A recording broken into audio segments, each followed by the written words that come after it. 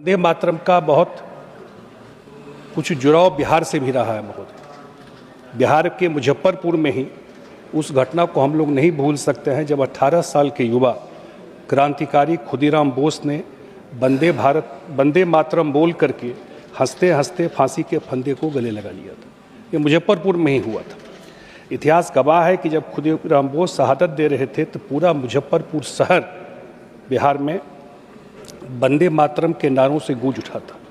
यह शब्द उस समय बिहार के युवाओं के लिए मृत्यु भय को जीतने का मंत्र बन गया था।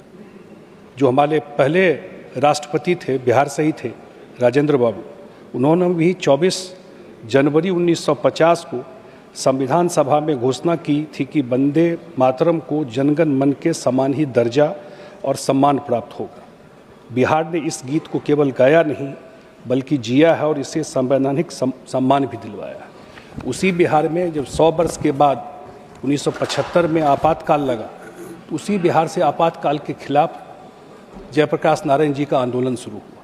उसी गांधी मैदान से संपूर्ण क्रांति के नारा उन्होंने दिया वहाँ से, और जब इतना बड़ा मूवमेंट वहाँ से शुरू हुआ। मैं महोदय जिस स्टेट से आता हूँ उस स्टेट का बड़ा लेगेसी है। पाटलिपुत्रा सीट ऑफ पावर होता था।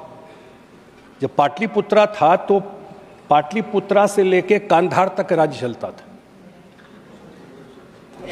उधर उसका रीच पूरे देश में सब जगह पाटलिपुत्रा से चलता था। मौर्य वंश हो, गुप्त वंश हो, सबका चलता रहा। इतना बड़ा लेगेसी, इतना बड़ा इतिहास बिहार का रहा। लेकिन बाद में आक्रमण होते रहे, विभिन्न लोग आते रहे।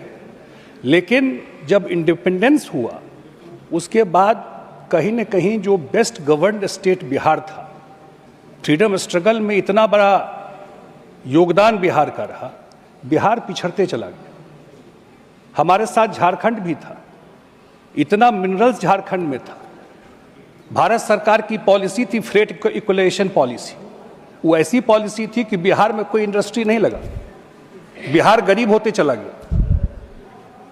और स्थिति ऐसी हो गई कि मैं जिस एरिया से आता हूँ, नॉर्थ बिहार से, मिथिला एरिया से, वो पूरा फ्लड जो है पानी नेपाल से इस साइड में आता है।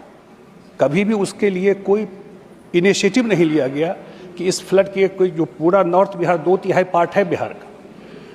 पहली बार मुझे लगता है जब हमारी सरकार नीतीश जी के नेतृत्व में बनी तो उन्होंने एक लाइन दिया था। आज भी 20 साल के बाद बिहार में आप किसी से बात कीजिएगा, न्याय के साथ विकास, डेवलपमेंट विद जस्टिस। और इसी 20 साल से बिहार में काम हुआ है।